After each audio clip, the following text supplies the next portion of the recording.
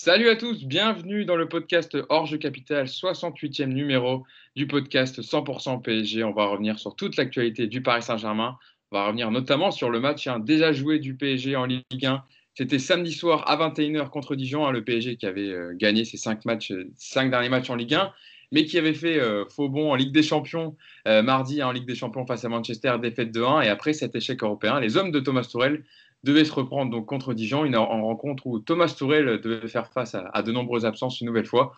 On va revenir tout ça, va revenir dans le détail sur le match, mais avant de parler de cette rencontre et de la prochaine rencontre du PSG en Ligue des Champions contre Başakşehir mercredi pour son deuxième match de poule, je vais vous présenter l'équipe qui va m'accompagner aujourd'hui. Tout d'abord, Mousse. Comment ça va, Mousse? Salut Hugo, salut Yacine, salut Nico. Bah écoute, ça va bien, merci. Ça va? Ouais, on a vu un super match samedi, Ouais, c'était très bien. c'est pas souvent qu'on fait un résumé du match 2 jours après, donc on a la tête encore plus reposée, on a pu analyser encore mieux le match. Donc en plus, il y en avait des choses à dire, donc je pense que Ah, d'ailleurs, on était très attendus hier, apparemment, j'ai vu quelques commentaires sur Twitter, Eh, les gens étaient un peu déçus de pas nous entendre, mais c'est dimanche les gars, on est en oui, famille, on se eh pose, oui. ouais. Puis Nicolas, il avait piscine, compliqué. Non, je vais me tourner directement. Comment ça va, Nicolas Puravo qui est avec nous? Ça va, Nico? Ça va, très bien. Ouais, j'étais pas là la semaine dernière, vous m'avez manqué, mais comme le dit Mousse, moi j'ai piscine souvent, donc ouais, j'étais pas là. En Mais plus, je suis là aujourd'hui. tu étais en famille au Louvre, hein, quand tu me le disais en off, donc voilà, on pouvait Ah, pas partout. soyons transparents. Mais tu as vu, il y a eu beaucoup de tweets qui réclamaient, qui disaient pourquoi Nico il n'est pas là? C'est parce Ouais. qu'il a dit que Manchester était nul, vous l'avez boycotté, nanana. Ah, c'est ça. En fait, je me suis caché. Voilà. Il s'est caché et maintenant il revient plein d'arguments, plein d'énergie pour débriefer ce match contre Dijon. Et enfin, pour terminer la bande, Yacine Abned. Ça va, Yacine? Ça va et vous? Bah écoute, ça va très bien. On va pouvoir rentrer dans le vif du sujet, hein. Ouais, j'ai encore un tweet hier soir d'une personne sur Twitter qui me disait quand est-ce que c'est le podcast? Donc, il nous avait identifié, donc on lui a dit t'inquiète pas, ça arrive en début d'après-midi. Et donc, ce podcast, on va revenir sur le match de contre Dijon de samedi soir. Alors, on va pas faire un grand débrief du match, hein. On l'a vu, le Paris Saint-Germain a déroulé tranquillement, a gagné 4-0, un doublé de Moïse Kean, un doublé d'Mbappé qui porte son compteur à 6 buts en Ligue 1, 2 passes décisives pour Neymar qui a fait un excellent match. Mais ce qui nous a, on va dire, plus interloqué et qui a fait parler sur la twittosphère, c'est cette décision de Thomas Tuchel dans sa compo de départ d'aligner Danilo Pereira en défense centrale et de remettre sa fameuse lubie de Marquinhos en 6. C'est une information qu'a sorti l'équipe, ça a beaucoup discuté sur Twitter. Et finalement, il s'est avéré que c'était vrai avec cette composition donc du PSG avec 8 changements quand même par rapport à Manchester United, la compo de mardi. Seulement 3 rescapés, Neymar, Diallo et Danilo Pereira. Donc, on avait une composition en 4-3-3, 4-4-2. Voilà, ça pouvait se discuter avec Rico dans les cages, Navas était sur le banc. Dagba, Danilo, Diallo, Baker. Un milieu de terrain avec Rafinha, Marquinhos, Draxler, Neymar. Yacine, donc je le disais, la composition de Thomas Tuchel a beaucoup fait parler. On recrute une sentinelle qui est Danilo Pereira pour jouer justement devant la défense.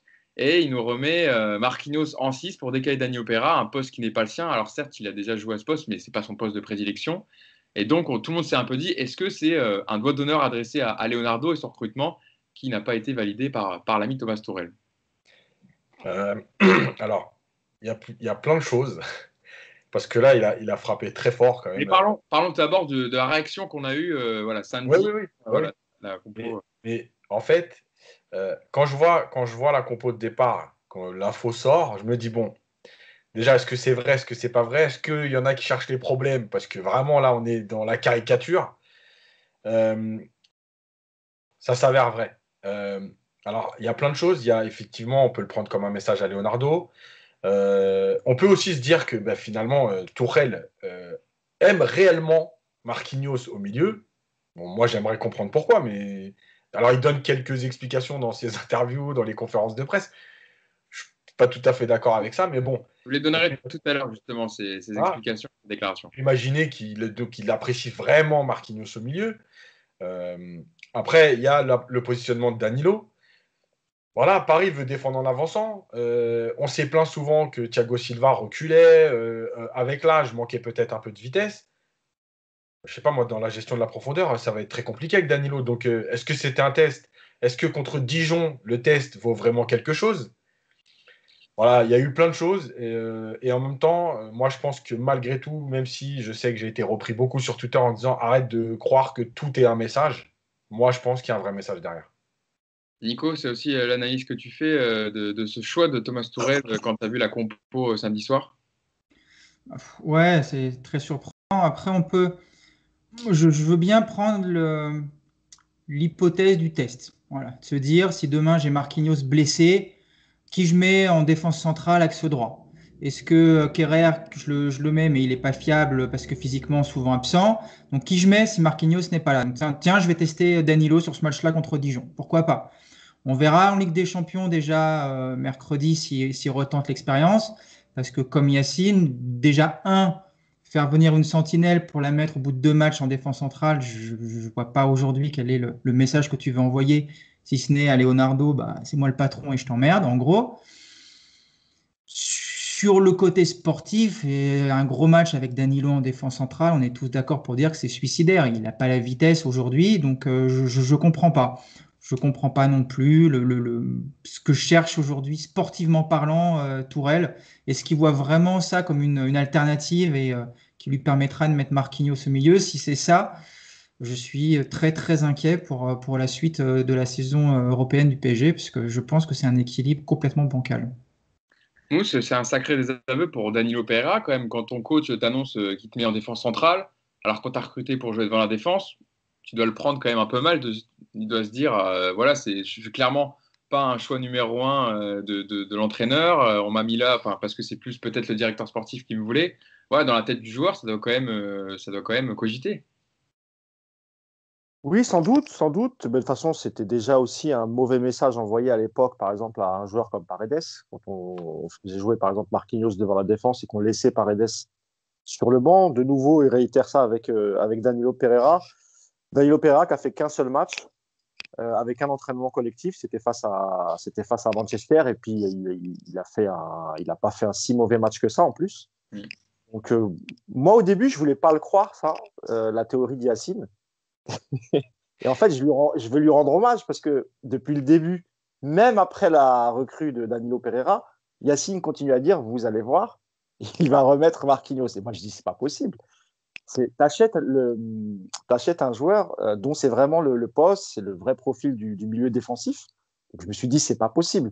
Même si Tuchel a des messages à faire passer, il va pas aller jusque-là. Alors, peut-être que la théorie de Nico se tient. Peut-être qu'il a juste voulu faire un test pour se dire, je vois ce qu'il donne en défense centrale parce que c'est Dijon. Peut-être que c'est ça. Mais en fait, la réponse, on l'aura mercredi, en sachant qu'il y a encore des blessés au milieu. Je ne sais pas si Gay va revenir. Paredes, on a pas de. Pour l'instant, dans les blessés, Mousse, pour te dire, il y a Marco Verratti, il y a Paredes, il y a Icardi, il y a Kerrer, il y a Idrissa Gueye. Bon, Di Maria et Kurzawa étaient suspendus. Parler des potes au milieu. Oui, voilà. Au milieu, tu as Paredes, Verratti et Idrissa Gueye qui manquent. Voilà, donc. Ouais. Et Draxler s'est blessé effectivement contre Dijon, qui est sorti sur blessure.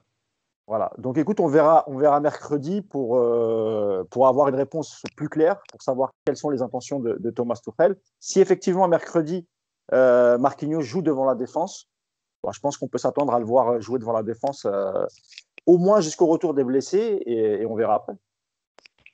Nico, tu voulais interagir? De toute façon, non, les déclats de Tourelle après le match, elles sont sans équivoque.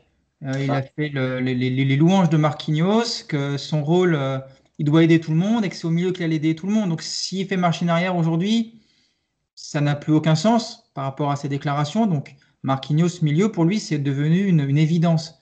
Alors au-delà de ce choix, parce que comme le dit Yacine, moi non plus, j'ai du mal à comprendre ce qu'il voit comme qualité Marquinhos apporte au milieu.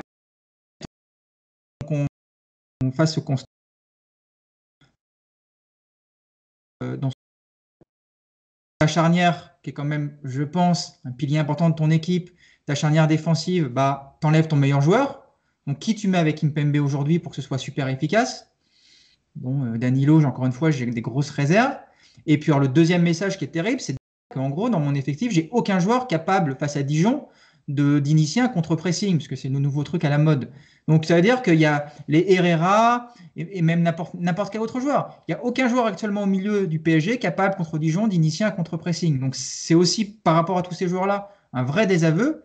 Et puis alors, quand on regarde le match justement face à Dijon, qui a quand même transpercé le PSG à plusieurs reprises, l'équilibre, ce que ça apporte, Marquinhos au milieu. J'ai pas été, honnêtement, moi, complètement séduit par ce match et j'ai pas du tout trouvé que Marquinhos apportait justement cette force, cet équilibre. J'ai vu au contraire une équipe de Dijon qui s'est créée énormément d'occasions et très facilement.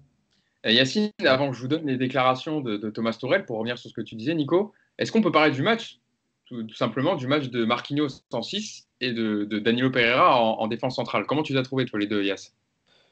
Je les ai trouvés très moyens. Alors, c'est pas forcément individuellement. Il y a eu beaucoup de choses dans le positionnement où on sentait qu'il n'y avait pas d'automatisme, on sentait que chacun n'était pas vraiment à sa place. Marquinhos a essayé d'aller chercher très haut parfois, mais en fait, il n'était pas forcément suivi. Ça veut dire aussi qu'il y a un problème de coordination avec tous les autres milieux. C'est bien beau de dire Marquinhos, il exerce un contre-pressing, mais s'il le fait tout seul, de toute façon, ça ne changera rien. Il y a plein de choses. J'ai noté une stat. Dijon a réussi à tenter 419 passes et a réussi 376 passes. Mais moi, je me rappelle quand même qu'il y a quelques mois, ou allez, peut-être 1 ou 2 ans en arrière, une équipe qui dépassait les 200 passes au Parc des Princes, c'était exceptionnel. Dijon, 20e de Ligue 1, qui réussit 376 passes. Je veux dire, c'est énorme.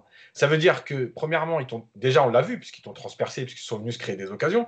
Mais même s'ils avaient réussi, admettons, sur ces 376, 200 passes derrière, c'est donc que tu n'es jamais allé les chercher. Donc, ton contre-pressing, il n'existe pas. Donc, en fait, toute sa théorie, déjà, elle n'est pas bonne. Et la dernière chose, c'est que souvent, on explique, voilà, on essaye de prendre les meilleurs joueurs et les mettre sur le terrain. Déjà, un joueur, évidemment que les joueurs devraient, dans l'absolu, pouvoir jouer à 2, 3 postes, mais on ne peut pas les mettre partout, n'importe comment, avec n'importe qui.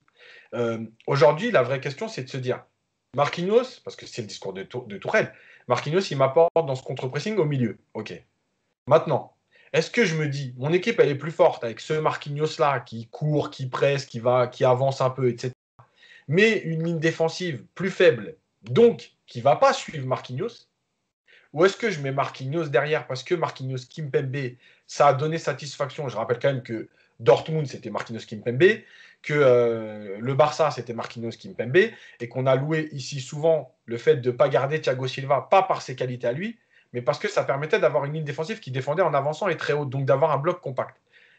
En fait, qu'est-ce que je perds le plus? Et moi, je reste persuadé que c'est Marquinhos en défense la base, parce que en ayant ta ligne qui avance, ton bloc sera plus compact, et ça correspond un peu plus, en tout cas, aux qualités que tu as. Et le dernier message, comme vous l'avez dit, moi, je suis Danilo, je suis milieu de terrain, depuis 12 ans de carrière. J'arrive au bout d'un match, on me dit, écoute, le meilleur milieu, c'est mon défenseur central, il est meilleur que toi, il va passer devant toi, je vais te tester derrière, pour aller dans le sens de Nico. Je pense qu'il y a aussi cette histoire de test, parce que les entraîneurs n'aiment pas avoir deux gauchers, je l'ai dit plein de fois, et donc ça lui permet malgré tout d'avoir un droitier plutôt que de mettre Kimpembe Diallo.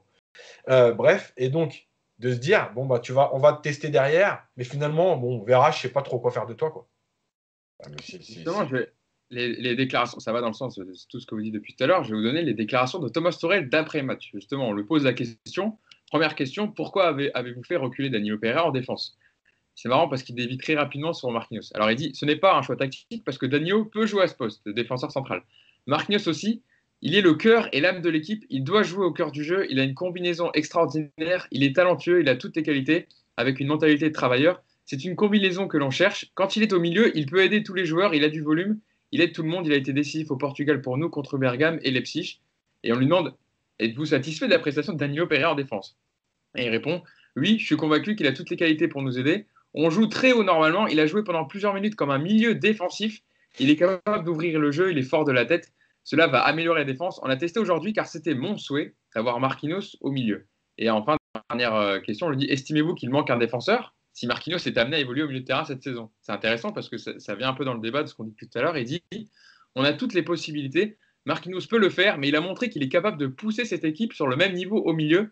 Il est exceptionnel au milieu quand même. Cela ne change rien pour le nombre de joueurs. On a Danilo qui va s'améliorer, j'espère. On va chercher la meilleure solution pour l'équipe. Mousse, à travers les déclarations de Thomas Tuchel, on comprend clairement, il l'avait déjà dit, mais que pour lui, Marquinhos est un milieu de terrain en fait. Oui, en tout cas, lui, on est persuadé. Ah, je crois d'après ses déclarations, évidemment. Et je crois bien qu'il doit être le seul, je pense. J'ai revu une vidéo qui a tourné sur Twitter récemment, ce week-end.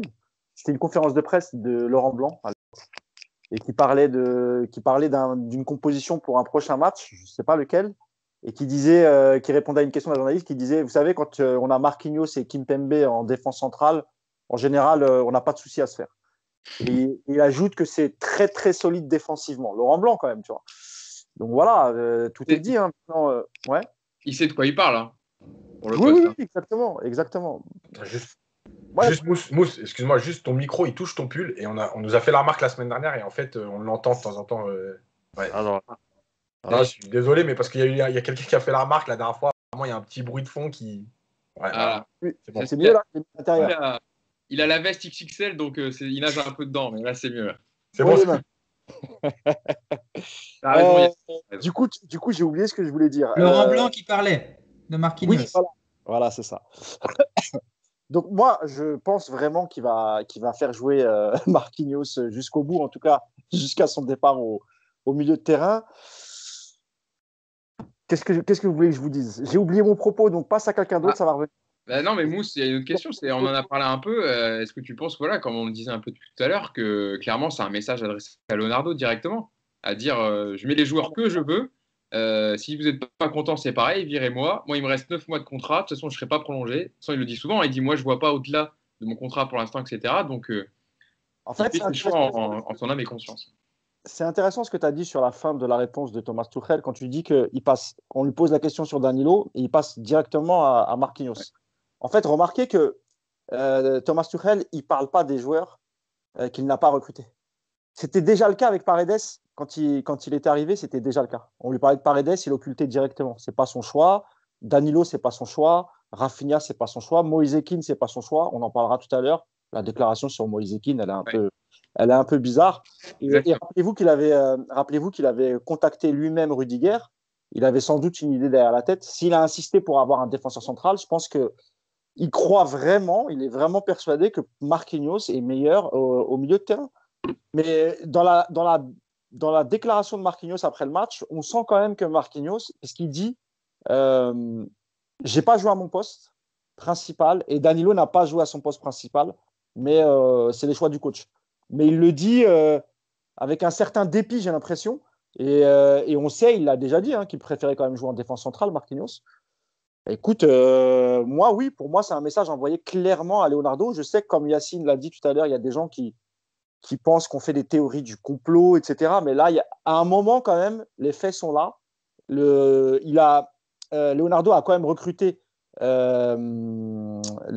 joueurs dont on avait besoin, au poste où on en avait besoin. Donc, Danilo en 6.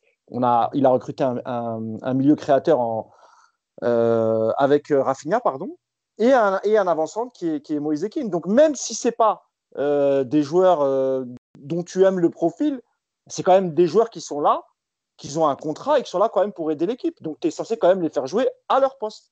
Et là, en vérité, tu as l'impression que comme il n'a plus rien à perdre, quitte à aller dans le mur, il va mourir avec ses idées. Mais moi, je l'ai dit dans le podcast dernier, c'est dangereux de laisser quelqu'un qui n'a strictement plus rien à faire. Et ça risque d'être encore plus dangereux parce que là, on est en phase de poule, on ne sait pas ce qui peut se passer. Il peut y avoir un accident mercredi contre Istanbul.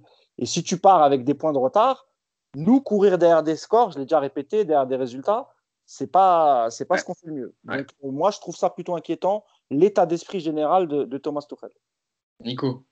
Marquinhos milieu, ça date pas d'hier dans l'esprit de Tourelle. C'est ça qui est assez étonnant. Il a eu cette idée il y a longtemps. Je ne sais pas s'il est vraiment convaincu ou s'il décide de rester sur cette ligne de conduite pour pas reconnaître qu'il n'a pas complètement raison sur ce dossier-là. Après, moi, ce que je vois, c'est que Marquinhos, depuis ses U8, depuis qu'il est en U8, il n'a jamais joué au milieu. Il a tous les coachs par qui l'ont géré. Personne n'a décelé en Marquinhos un milieu de terrain. On a tous loué ses qualités en défense. C'est aujourd'hui un des meilleurs défenseurs centraux du monde. On a avec Kimpembe une paire qui logiquement doit amener vers de belles choses. Tu dois justement travailler autour de ça. Tu dois installer des joueurs autour d'eux pour avoir, comme on disait, des automatismes, des mouvements de bloc équipe qui soient cohérents. Et en lieu de ça, on repart sur, encore une fois, un espèce de schéma complètement bancal. Ce qui me surprend aussi, c'est qu'il y a énormément de gens qui t'interpellent sur Twitter en t'expliquant que Tourelle, c'est formidable ce qu'il fait parce que Marquinhos au milieu, c'est très bien. Alors moi, j'aimerais bien qu'on m'explique à quel moment Marquinhos au milieu, c'est très bien. Alors, contre Dijon, oui, forcément, Marquinhos contre Dijon, il n'est pas emmerdé, mais contre Dijon, tu mettais n'importe quel joueur, même moi, tu me mets au milieu, je pense que tu es capable de gagner ce match-là. Donc il y a un moment où il faut qu'on nous explique aujourd'hui ce que tu peux construire comme équipe avec Marquinhos au milieu, dans les gros matchs contre le Bayern.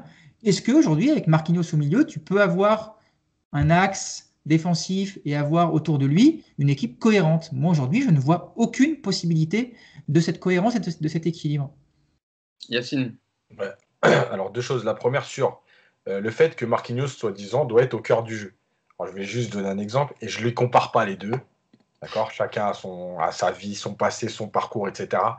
Mais jusqu'à preuve du contraire, Sergio Ramos, il ne joue pas au milieu et ça ne l'empêche pas d'emmener le Real avec lui partout où il va. Donc déjà, cette histoire du cœur du jeu, c'est des bêtises. Si c'était le cœur du jeu le plus important, il aurait peut-être mis Sergio Ramos au milieu. En attendant, il joue en défense et quand il est en défense, il arrive à tout faire et à emmener son équipe et à aider le Real à bien défendre et en plus à marquer des buts, etc. Ouais. Parce que c'est le deuxième meilleur buteur du Real l'année dernière. Voilà. Donc déjà, cette théorie, elle ne se tient pas. C'est des bêtises. La deuxième chose, c'est que quand tu connais le parcours et la personnalité de Tourelle, en fait, c'est pour ça qu'il y a aussi des choses à comprendre quand on dit certaines choses sur l'interprétation, les messages. On ne les dit pas comme ça parce qu'on a envie de taper sur Tourelle. Je rappelle encore une fois que jusqu'au match de Manchester United, moi, j'étais plutôt, pas fan, mais j'étais plutôt content de l'arrivée de Tourelle, de ce qu'il proposait, de ce qu'il montrait dans le coaching, dans le changement de système, dans la façon de jouer, etc. Il y a eu une cassure à ce moment-là. Pour ce qui est des messages, ce n'est pas une question d'interprétation. C'est juste que Tourelle l'a fait partout où il est passé. Le conflit avec les dirigeants, ça a existé à Dortmund. Il faut savoir qu'il y a un Suédois qui joue aujourd'hui à la Real Sociedad qui s'appelle Isaac, qui a été recruté à Dortmund, que Tourelle n'a jamais fait jouer, pas parce que le joueur est pas bon, ou etc., parce qu'il a été recruté par sa direction et que Tourelle a décidé que ce n'était pas un joueur qu'il voulait et il ne l'a pas fait jouer. Voilà. Et ça, c'est la mentalité de Tourelle. Et c'est pour ça qu'il ne faut pas que nous, on lui veuille ou pas, on ne lui en veut pas. C'est pas une question de lui en vouloir, c'est qu'il y a des gens qui ont cette personnalité. Laurent Blanc, par exemple, on sait très bien qu'il n'est pas du tout dans ce truc-là. Ancelotti non plus. Voilà, ils sont plus politiques. Lui, c'est son fonctionnement. À Mayence, là où il a été lancé, ça a mal fini. À Dortmund, ça a mal fini. Au PSG, c'est en train de mal finir. Voilà, c'est son parcours. Tu parlais d'un autre joueur aussi qui était concerné par une nouvelle recrue qui est arrivée cet été, c'était Moïse Kean, Mousse. Et donc, il a fait une déclaration, tu reviendras un peu sur son match aussi, mais il a fait une déclaration un peu surprenante, hein, il est vrai, comme tu le disais. Donc, on lui pose la question, quel est le vrai poste de Moïse Kean? Double buteur face à Dijon, qui est quand même intéressant. Il a marqué son premier doublé, il a été intéressant dans le jeu, c'est bien entendu avec Neymar, etc. Thomas Tuchel répond, il est attaquant, son meilleur poste c'est avec deux attaquants, il donne de l'intensité à notre jeu, c'est sa force, son côté athlétique. Il a donné ça contre Nîmes et Dijon. C'était difficile pour lui contre Manchester. Je rappelle qu'il est juste rentré. Hein. Il peut aider sur ce niveau-là, mais on ne peut pas trop en attendre. Il n'a pas beaucoup joué à Everton. En gros, de ce qu'on comprend, de ce qu'on lit entre les lignes, c'est que Moïse Kean, ça sera très bien pour jouer contre Dijon en Ligue 1, mais pour avec des champions, comptez pas sur lui, il nous apportera pas ce que je veux. C'est un peu ça l'idée, Mousse, sur Moïse Kean. Et encore une fois, c'est encore une recrue. Oui, en gros, c'est un message indirect à Leonardo en lui disant tu m'as ramené un joueur dont je ne voulais pas. Écoute, quand je pourrais en Ligue 1, je lui donnerai du temps de jeu pour faire tourner ou pour faire reposer devant, et notamment Kylian Mbappé. Et puis en Ligue des Champions, hormis grosse blessure devant, il fera des bouts de match où il n'entrera carrément pas en jeu. C'est le message qu'il envoyait. Mais encore une fois, il avait fait à peu près la même chose il avait dit un peu pareil sur Rafinha, je crois. Il avait fait à peu près le même type de discours. En gros, ouais, il est là, c'est bien, mais pour l'instant, il n'est pas prêt, il n'est pas top, etc. Donc, en Kean, c'est exactement comme pour les autres recrues. C'est pas lui qui les a choisis. Donc, il va les utiliser, certes, parce qu'il a quand même un championnat, il a des compétitions. Hein. Il était quand même titulaire face à Dijon, même si ce n'est que Dijon. Sans manquer de respect à ce club, parce qu'à chaque fois on dit ça. Mais la déclaration, elle est. Enfin, pour le joueur, ça doit être un peu compliqué, parce qu'il dit qu'il a quasiment pas joué à Everton, mais Yacine, je crois que tu l'avais dit, hein, il a quand même joué une trentaine de matchs, pas titulaire évidemment, mais il y a quelques titularisations, il est beaucoup rentré en cours de jeu. Par contre, au niveau des statistiques, c'est vrai, c'est très faible. Je crois que c'est 2 buts, Yacine, c'est ça? Ouais. Donc voilà. Non, mais c'est surtout aussi de dire on ne peut pas trop en attendre. C'est Là, c'est ce bizarre. que je te Imagine disais, dans la tête du joueur, le de message que dire, tu envoies aux que joueurs, moi je compte pour rien, quoi. voilà, le message que tu envoies aux joueurs, il n'est pas top. Tu es, quand même censé le concerner toute la saison. Si tu commences par ce genre de déclaration, alors peut-être que nous, on surinterprète les choses. Peut-être que lui a voulu dire qu'il avait peu joué, contrairement au reste de l'effectif, et qu'il fallait lui donner du temps. Mais c'est vrai que nous, ce qu'on a plutôt ressenti, c'est oui, bah écoute, il est là. Pour moi, il n'a pas le niveau. Franchement, quand tu vois son match contre Dijon, alors je ne dis pas qu'il a fait un grand match, mais sur les 2 buts, par exemple, sur le premier, il est super bien placé, pas de souci. Il suit l'action avec Baker. Et sur le deuxième, il est dans la surface. Il se dit, tu vois, il est quand même là, prêt à marquer, tout en sachant que normalement, Neymar ne fait pas ce genre de passe. Il va jusqu'au bout. Bon, il est quand même resté concerné. Donc, au contraire, il aurait fallu l'encourager, le pousser un peu plus. J'ai l'impression qu'il a fait un peu le contraire. Donc, en espérant que Moïse Kean n'ait pas vu la déclaration et qu'il ne, Ouais. ne se vexe pas. Mais c'est vrai que ce n'est pas un super message envoyé à un jeune joueur qui plus est. C'est son agent, c'est Mino Raiola, donc il y a moyen qu'il a eu le message quand même. Hein. Il est pas bête. Non, c'est Ouais, vrai que juste une chose, Hugo, moi je le ressens pas comme ça, cette décla. Je le sens plus dans le genre, dans le sens, voilà, c'est un joueur qui manque de rythme, parce il était quand même très souvent remplaçant l'an dernier, que on peut pas trop lui demander aujourd'hui parce qu'il vient d'arriver, qu'il découvre un nouveau club, un nouveau championnat. Moi, je le ressens comme ça. Après, je pense que Moïse Kean, il n'a pas dû attendre la déclaration pour voir un peu ce que pensait Tourelle de lui, parce que je vous rappelle que quand ils se sont rencontrés pour la première fois au camp des loges, Tourelle a découvert qu'il parlait français. Donc ça en dit déjà pas mal sur l'implication qu'il a eu dans le recrutement et dans l'intérêt qu'il avait pour le joueur.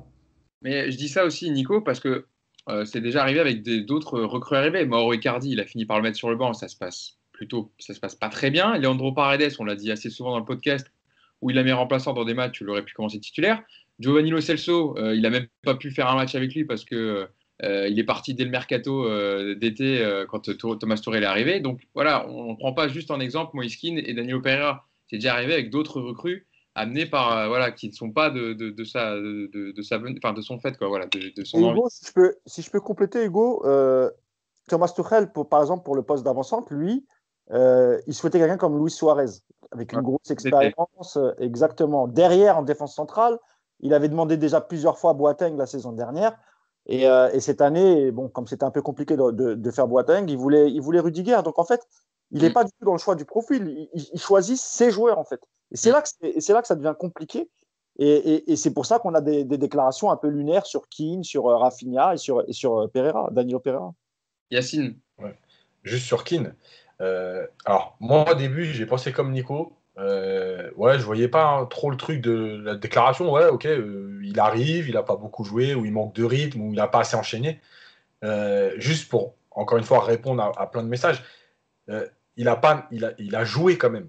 Tu vois, Ben Arfa, il n'a pas joué au PSG. Moïse Kean, il a joué à Everton. C'est ça que je fais comme différence malgré tout. Euh, mais là où j'ai changé d'avis, c'est quand il parle de Manchester. Parce que pour moi, quand il parle de Manchester, il dit, on l'a vu contre Manchester, en gros, ça a été compliqué pour lui. Mais t'as pas le droit de parler des autres joueurs avant parce que les autres joueurs qui se sont foutus de notre gueule contre Manchester, au lieu de parler du match de King contre Manchester.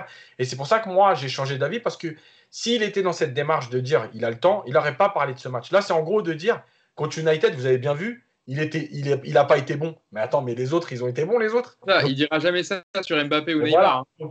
Donc c'est là que je me dis qu'il y a un message. Il joue 20 minutes en plus, c'est ça? Il Ouais. reste 70e. Non, Ouais. contre qui? Contre Manchester, Moïse Kean. Non, il rentre à la mi-temps, à la place de Gay. Ah Ah oui, oui, c'est oui, pardon. Excuse-moi. Oui, il fait Et, mi-temps, pardon. voilà, et en plus, ça correspond au meilleur moment du PSG. Mais bon. On pensait que c'était un changement tactique. Or, Ouais, c'était voilà. une sortie sur blessure de Gay. Oui, c'est ça. Et en fait, je pense que, comme j'avais dit à un moment donné dans un autre podcast, le podcast sur le rôle de l'entraîneur, Tourelle, il faut qu'il signe en Angleterre où il sera entraîneur-manager. Il va faire le recrutement, il va décider des contrats, il va décider de qui doit partir et qui doit signer, et puis il sera tranquille.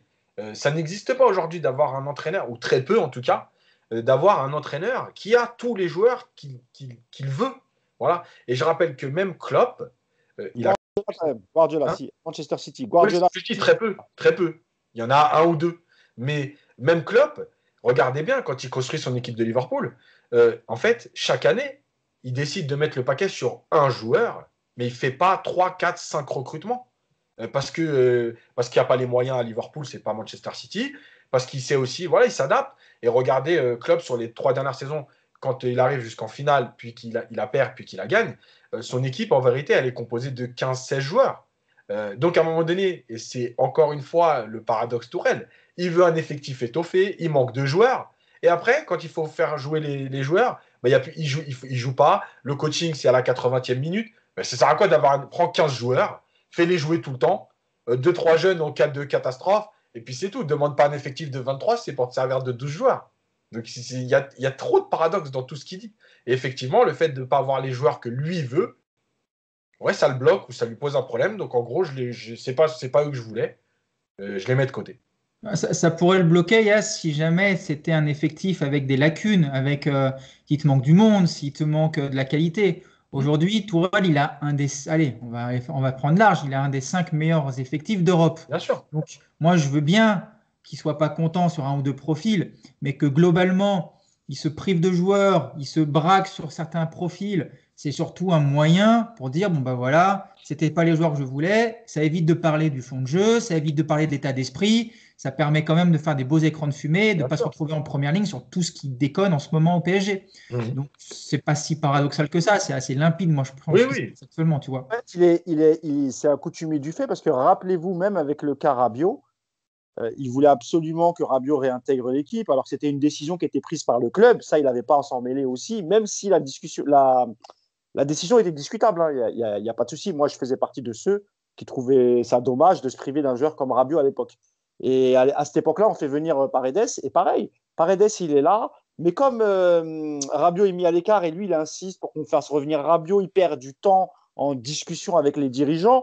À ce moment-là, tu as quand même Paredes qui arrive. Au lieu d'essayer de le mettre à ce poste-là pour travailler un peu les automatismes, non, il le met un coup. Non, d'ailleurs, je crois qu'il le mettait rarement devant la défense.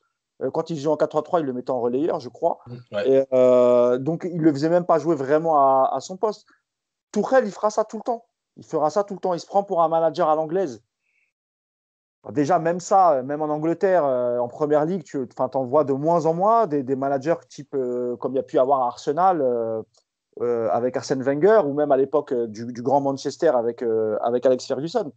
Mais comme l'a dit Yacine, ces modèles-là n'existent plus.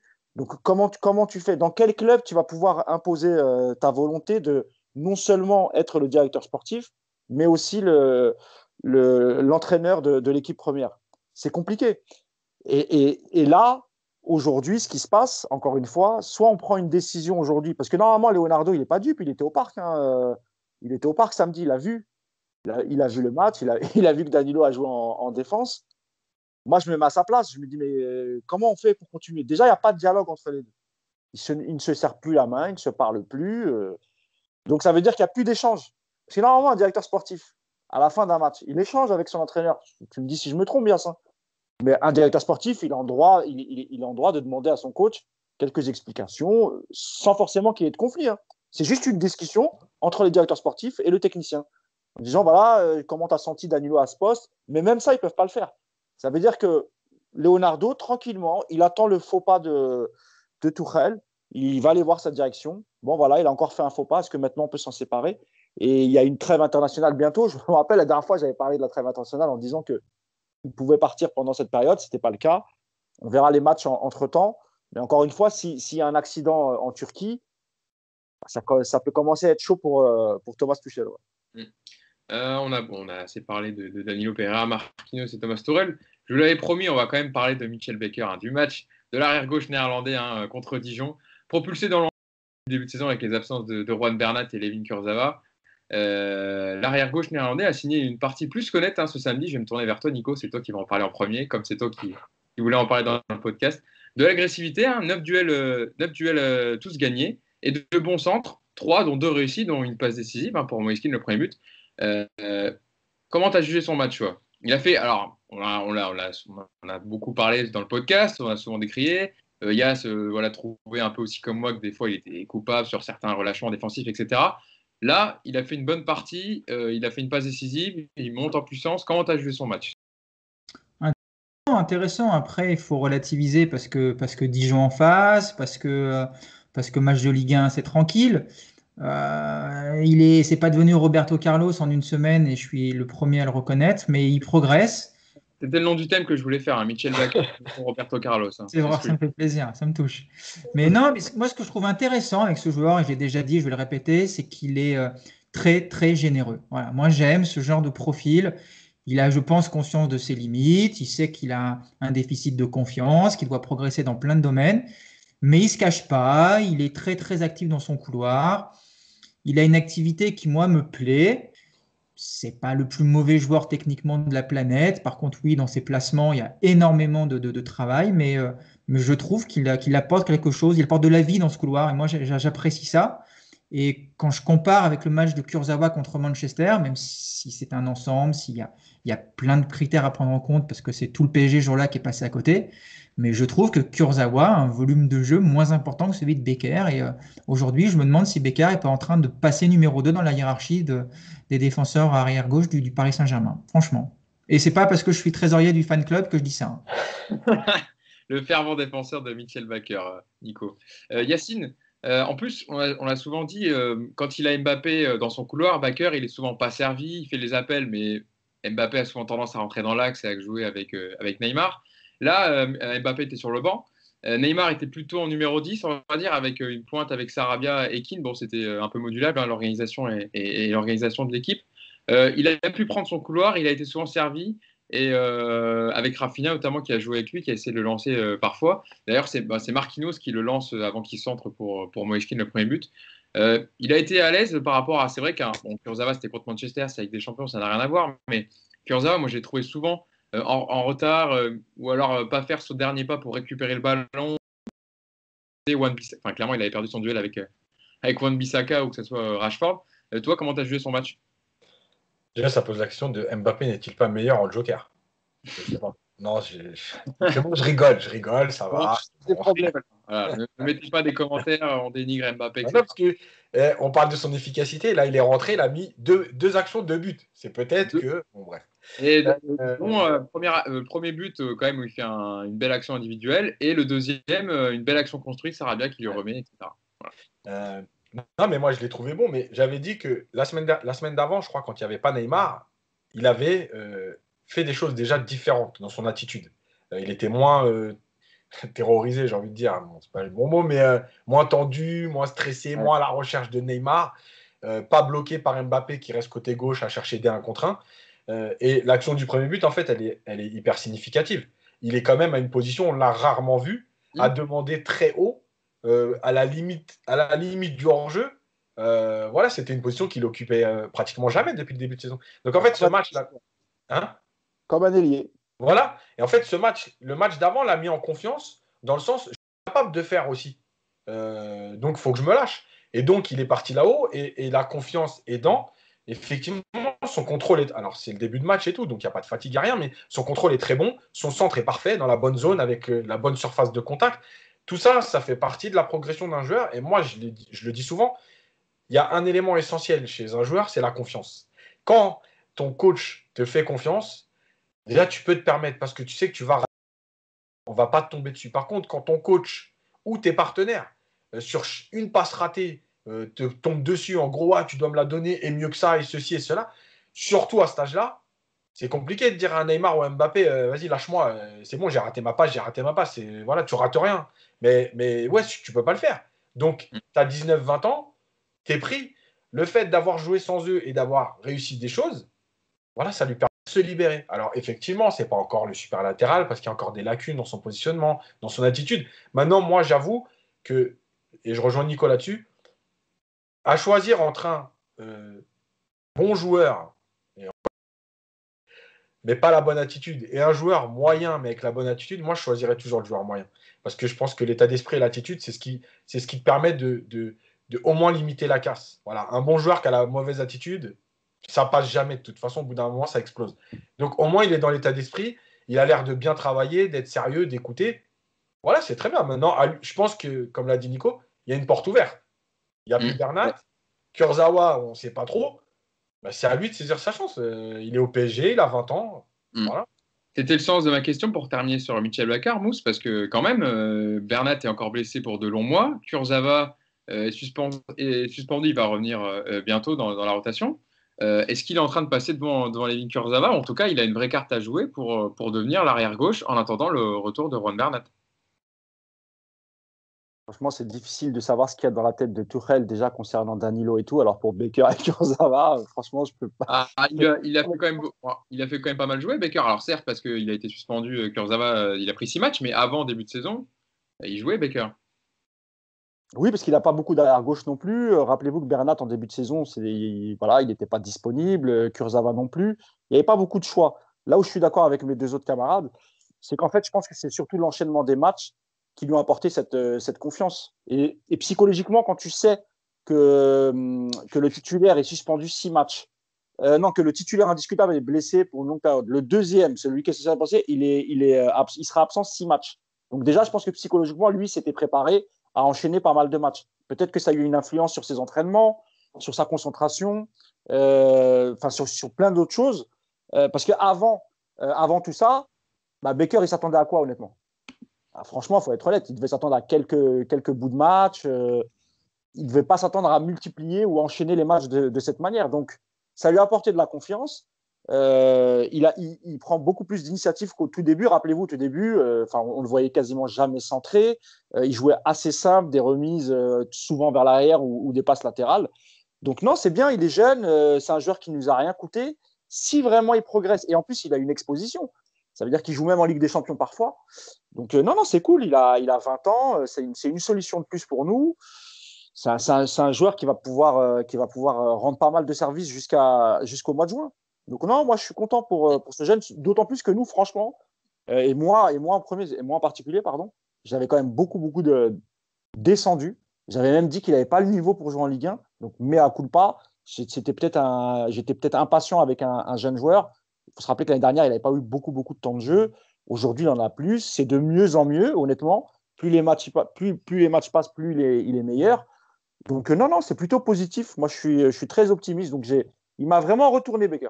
J'étais très pessimiste au début. Et là, franchement, de ce que je vois, alors évidemment, c'est pas Roberto Carlos, mais pour un jeune de cet âge-là, dans un effectif qui est compliqué, parce que beaucoup de stars, ouais, c'est plus que bien, moi, je trouve. Pour terminer sur la partie Mitchell Baker, Nicolas Purabo, président de l'association Baker titulaire. Ce qui va être intéressant, de toute façon, ça va être de voir un petit peu les choix de Tourelle maintenant, parce que, sauf erreur de ma part, Kurzawa n'est plus suspendu en Ligue 1. Il est censé revenir contre Nantes. Donc, si on part du principe que la Ligue des Champions jusqu'à la trêve sera la compétition la plus importante pour Paris, si Baker est passé devant, on devrait le voir titulaire en Turquie mercredi, et puis Kurzawa reprendre sa place en Ligue 1. Donc, moi, j'y crois. Franchement, j'y crois, et je milite même pour Baker aujourd'hui dans les grands matchs plutôt que Kurzawa. C'est pas après une situation figée, mais le Kurzawa que j'ai vu contre Manchester, franchement, je préfère pas le voir en Ligue des Champions. Hein. Évidemment que tu milites, tu es président de l'association. Donc, un peu. Tu as des hobbies. Ouais, Moussa, pour terminer. Ouais, Tuchel aime beaucoup Kurzawa, donc attention. Oui, c'est vrai. Quand Tourelle aime bien ses joueurs, et il a ses chouchous. Hein. Il le considère meilleur footballeur que Baker, parce qu'il est un peu plus technique que Kurzawa, on va dire. Donc je pense que c'est là-dessus qui fait la différence. C'est ce que disait Yacine. Bon joueur, mais peut-être pas avec la bonne mentalité. Et Mitchell Baker, un peu plus de déficit technique, mais avec une meilleure peut-être mentalité pour défendre. Ça fait une belle transition. Nico, tu disais pour la compo de mercredi. Donc, on va se projeter sur le match du Paris Saint-Germain, le deuxième match de Ligue des Champions. Ça sera mercredi à 18h55 contre les Turcs de l'Istanbul Başakşehir. Le quatrième club d'Istanbul, hein, il y a Fenerbahçe, évidemment, il y a Beşiktaş, il y a Galatasaray qu'on voit souvent en Ligue des Champions. Galatasaray qui était un adversaire du PSG la saison dernière dans sa poule de Ligue des Champions. Mais cette saison, ça sera l'Istanbul Başakşehir qui a terminé champion du championnat turc la saison dernière. Alors avec quel compo messieurs, je me tourne vers vous. Yacine, je vais commencer avec toi. Est-ce qu'on pourrait revoir Marquis au milieu de terrain? On ne va pas faire long dessus, mais voilà, compte tenu des blessés qu'il y a dans l'effectif, quel compo on pourrait avoir en Ligue des Champions? Après aussi, en se basant aussi sur ce qu'il a vu peut-être contre Manchester, l'ami Thomas Tuchel. Oui, on va revoir Marquinhos au milieu, puisque moi je me fie aux déclarations. Il a dit que c'était le meilleur dans le contre-pressing. Si c'est le meilleur dans le contre-pressing contre Dijon, Si Danilo n'est pas capable de faire un contre-pressing contre Dijon, je ne vois pas comment on peut le voir en Ligue des Champions. C'est juste logique.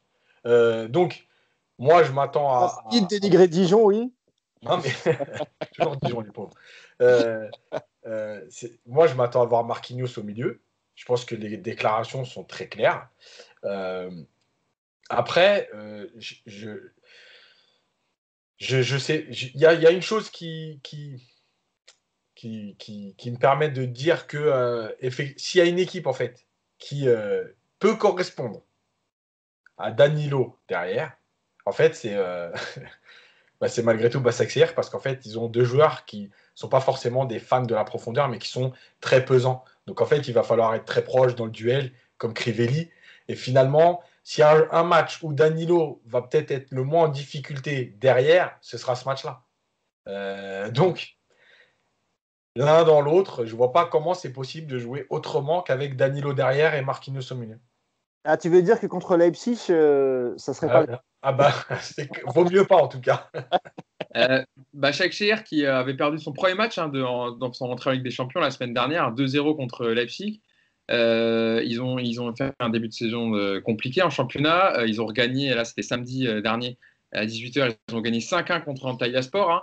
Les buteurs Edin Visca qu'on connaît bien en Europe, Enzo Crivelli qui est passé par notre Ligue 1 notamment du côté de Caen, Giuliano le Brésilien et un duo d'attaque donc je disais avec Crivelli et Dembaba qu'on connaît évidemment bien au Paris Saint-Germain qui nous a causé quelques soucis avec Chelsea.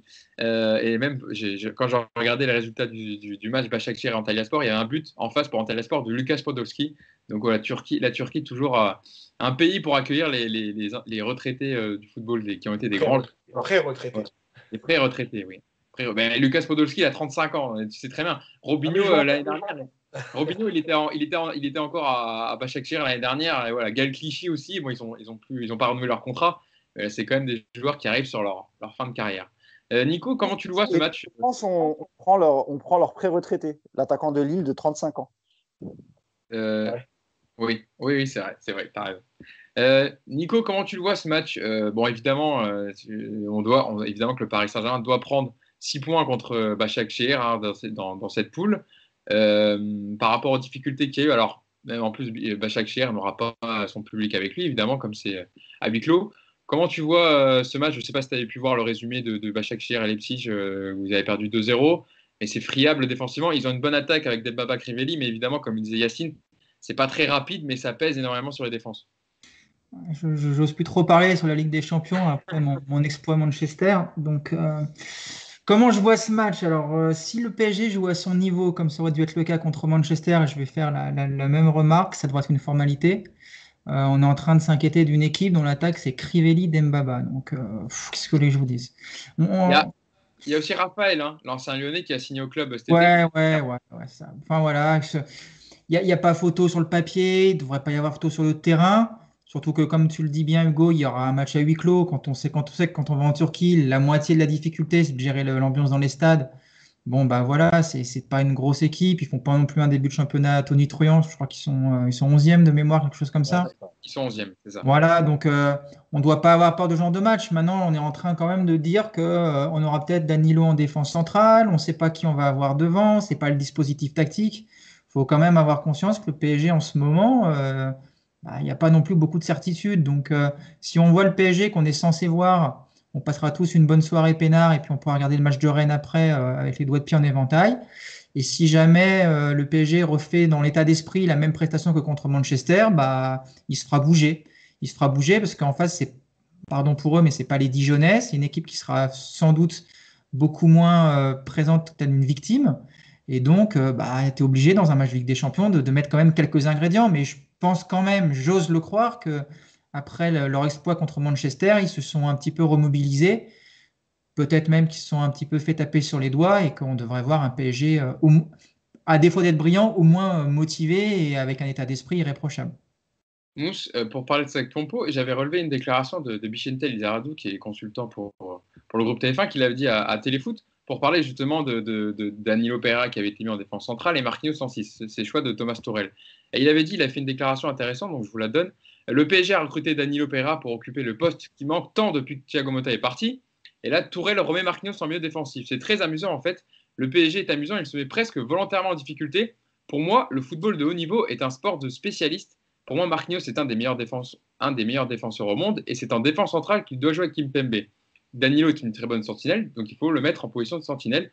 Le PSG fait beaucoup trop d'essais, il n'y en a pas besoin. On a besoin d'une équipe qui soit faite de spécialistes à leur poste pour être performant en Ligue des Champions.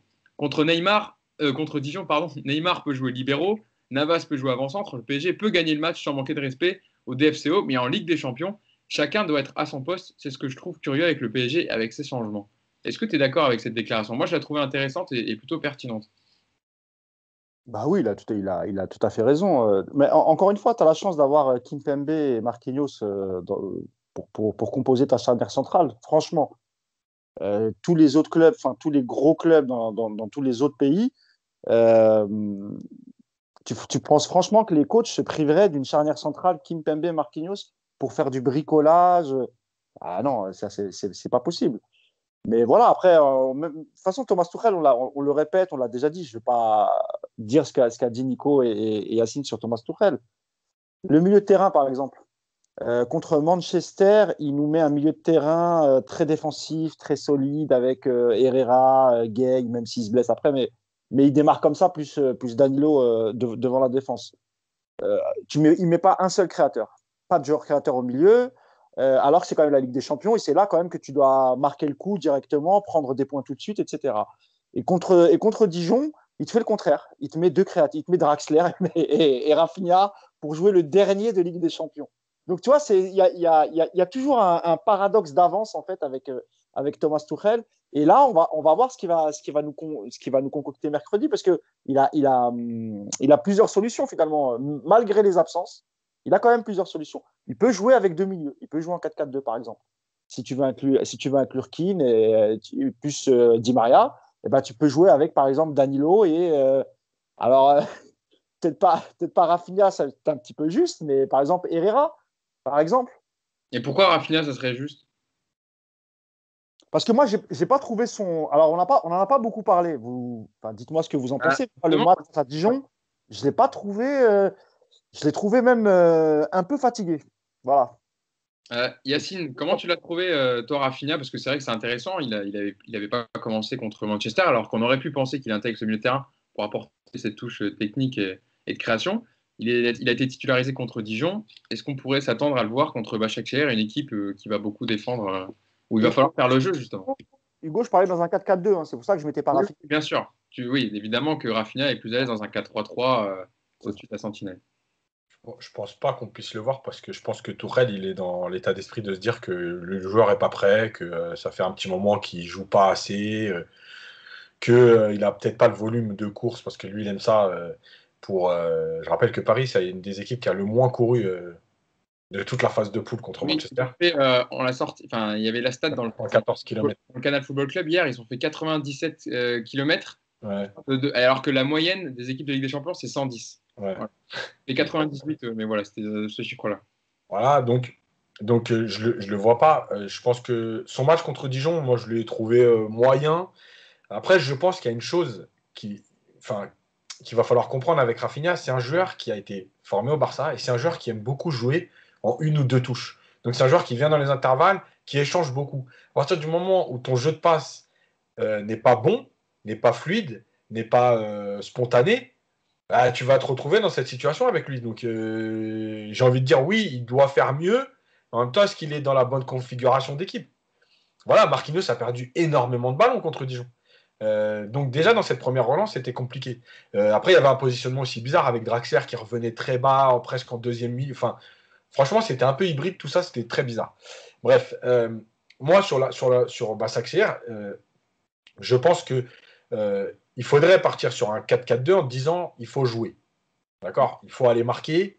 Voilà. Maintenant, je pense que dans l'idée de Tourelle, depuis un certain temps, la Ligue des Champions, c'est le 4-3-3.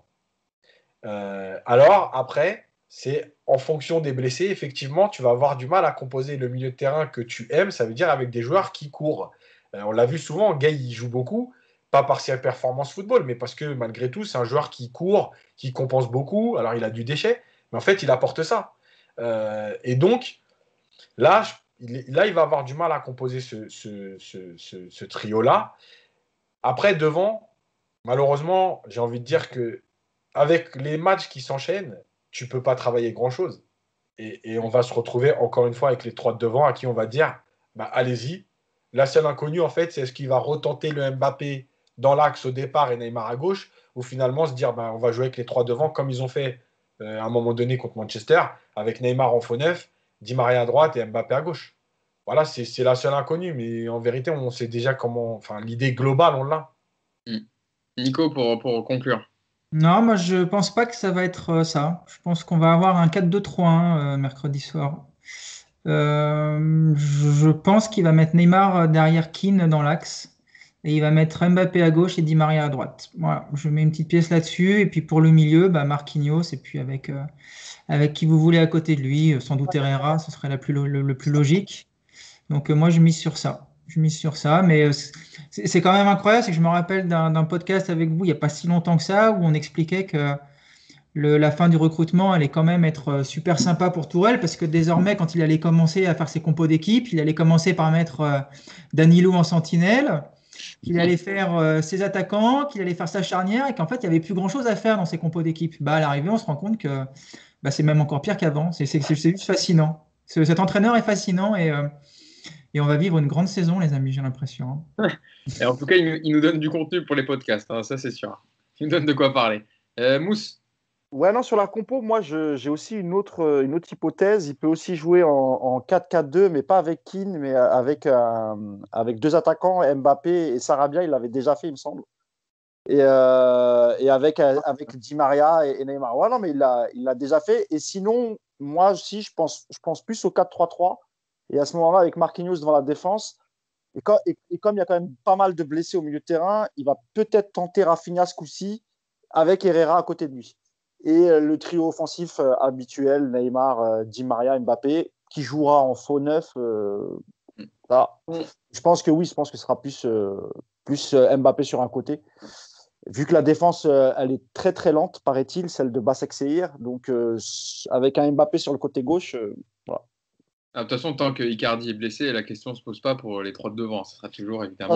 Même s'il était apte, on sait même pas s'il l'aurait aligné. Donc. Vous pouvez au moins rentrer dans l'idée d'un débat, mais là, il n'y en a même pas du coup, de toute façon. Bon, en tout cas, on verra ça mercredi. Ça sera mercredi à 18h55, le deuxième match du PSG contre les Turcs d'Istanbul, Başakşehir. On débriefera évidemment tout ça dans le podcast du Hors-Jeu Capital. Je voulais vous remercier d'avoir été avec moi pendant cette heure de podcast. Merci Mousse. Merci Yacine et merci Nico. Je sais que vous l'attendez. On fait le déplacement avec Nicolas à Istanbul avec notre banderole Allez Becker. Évidemment, parce qu'il faudra qu'on mette le lien de l'association de Nicolas Pluravo, Baker, #Baker titulaire.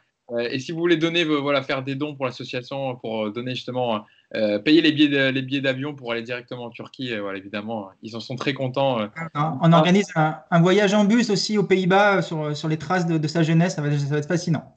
On fera un reportage évidemment sur les pas de Michael Baker. Et pareil pour Yacine, vous pouvez faire des dons, hein, parce qu'il a envie d'aller voir un match d'Areola du côté de l'Angleterre. Comme il est assez fan d'Areola, si vous pouvez, faites un geste pour qu'il puisse retrouver son préféré. Il va à Londres pour aller. Fulham, c'est Londres, donc c'est pas très très loin, ça va, c'est plus près. Yacine aime voyager en première classe. Il faudra allonger. Bon, en tout cas, on a fait notre partie Michel Baker, hein, je vous l'avais promis, donc on a quand même fait au moins, je pense, on a fait 10-15 minutes, donc on a tenu notre parole. En tout cas, voilà, pour ce podcast 68e numéro. Et puis, on se dit à jeudi pour débriefer justement ce deuxième match du PSG en Ligue des Champions. Salut à tous et bonne journée. Ciao. Salut.